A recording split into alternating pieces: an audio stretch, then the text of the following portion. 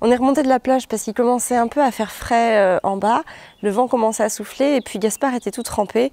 Donc voilà, ça va être l'heure des douches et du coucher ensuite. La grande question, c'est de savoir si les menaces, les punitions, le chantage vont aider nos enfants à s'évoluer, vont leur aider à comprendre les choses, faciliter leur compréhension, faciliter leurs apprentissages dans la vie et faciliter leur capacité à vivre en société. Parce que le chantage, les menaces ou la punition, on l'a tous plus ou moins vécu, nous, en tout cas les parents de notre génération, quand on était plus jeunes enfants. Et des fois, on commence une phrase par « si » et on entre alors dans un schéma de menace ou de chantage.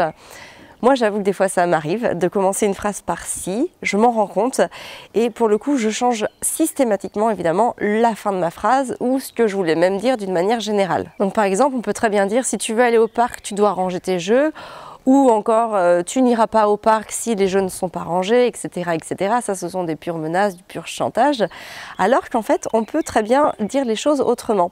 Par exemple, donc moi, si c'était dans cet exemple-là, je dirais plutôt si tu veux que nous allions au parc, je te propose que nous commencions par ranger les jeux.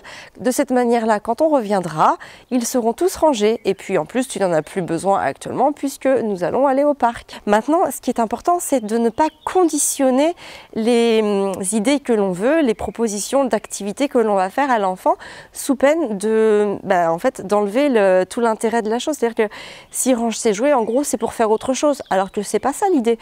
On ne veut pas qu'il range ses jouets pour pouvoir aller au parc. On veut que les jouets, d'une manière générale, soient rangés.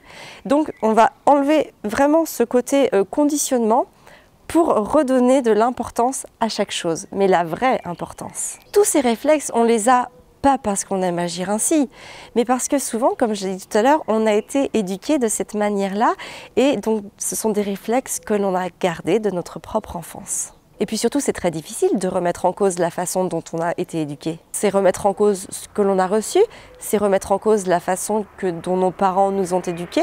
C'est pas facile. Combien de parents approuvent les fessées, les punitions qu'ils ont reçues étant enfants?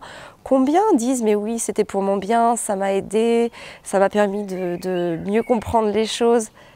Combien pensent que sans ça, ils auraient été différents? Et pourtant, si on fait cet effort de se rappeler quelles émotions nous traversaient dans ces moments-là, eh bien justement, comment nous ressentions-nous? Qu'est-ce qui se construisait en nous? Quelles émotions, quels sentiments naviguaient en nous? En fait, sans s'en rendre compte, nos parents nous opprimaient, enfermaient nos émotions, ne prenaient pas en compte nos besoins. Et tout cela, ça nous endurcissait. Mais ils ne le faisaient pas dans l'intention de nous endurcir ou de nous faire du mal, non, bien entendu. C'était toujours fait pour notre bien, pour que l'on comprenne les choses, pour que l'on devienne des adultes responsables, pour que l'on soit des enfants avec une certaine notion du bien et du mal. Et puis, surtout, si nos parents faisaient comme ça, c'est parce qu'eux-mêmes avaient été éduqués comme ça, qui eux-mêmes, encore une fois, avaient été éduqués comme ça. Et c'est un cercle, et ça continue indéfiniment. Tout le monde reproduit ce qu'il a reçu, et c'est un sentiment, une façon de faire tout à fait normale. Le plus dur, c'est de se réapproprier de nouveaux réflexes, de faire de manière plus positive, plus bienveillante. Parce que la ténacité et la témérité d'un enfant, ça peut être très très difficile à gérer et souvent l'adulte va craquer en fait avant l'enfant. À la place des chantages, des menaces, des punitions, chez nous on utilise une autre solution, on utilise la négociation. La négociation, ça apporte plein de choses positives. Nous en fait les trois idées que je vais vous exprimer aujourd'hui, c'est celles qui, à notre sens en tout cas, ressortent le plus chez nous et celles qui ont le plus de valeur à nos yeux. La première, c'est de trouver une solution gagnant-gagnant. Donc la négo, ça va vraiment permettre que chacun s'y retrouve, chacun fasse des concessions, chacun exprime son opinion et on va essayer de tous ensemble de trouver une solution qui soit acceptable par nous comme par l'enfant. Nous, en fait, nos concessions, elles ont principalement été d'élargir le cadre des règles de vie dans lesquelles on s'inscrit tous parce qu'on vit tous dans la même maison et du coup, voilà, on respecte tous les mêmes règles. Donc à partir de là, on a élargi les choses. Maintenant, c'est aussi à Arthur, par moment, de faire ses propres concessions. Donc ça, en fait, on en discute vraiment à l'instant T quand quand une situation, un problème arrive. Ensuite, deuxièmement, ça permet vraiment d'instaurer une relation de confiance et de respect mutuel. C'est-à-dire que l'enfant ne devient plus soumis à des ordres qu'on pourrait lui donner.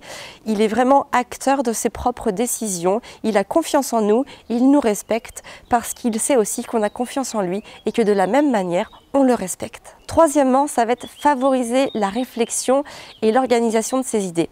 Parce que quand on lui permet de s'exprimer, quand on lui offre la possibilité d'émettre donc des avis, d'émettre des opinions, d'avoir un jugement qui lui est propre, eh bien on lui permet tout simplement dans sa tête en tout cas, d'organiser ses idées et puis d'avoir une liste de priorités qu'il va pouvoir nous exposer. Et c'est très intéressant de fonctionner de cette manière-là parce que sur le long terme, eh bien, on lui permet d'aboutir vraiment une réflexion qu'il va pouvoir continuer à mener et qui sera de plus en plus aboutie justement. Donc l'idée c'est vraiment de se sortir de ces fameuses menaces, punitions et chantages parce que ce sont des solutions qui vont fonctionner à court terme, c'est-à-dire qu'elles vont permettre à l'enfant d'être obéissant, en tout cas sur un instant T, voilà, à très très court terme.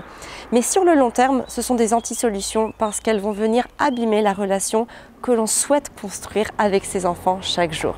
Sur ce, je te souhaite une très belle journée. Prends soin de toi et de tes enfants.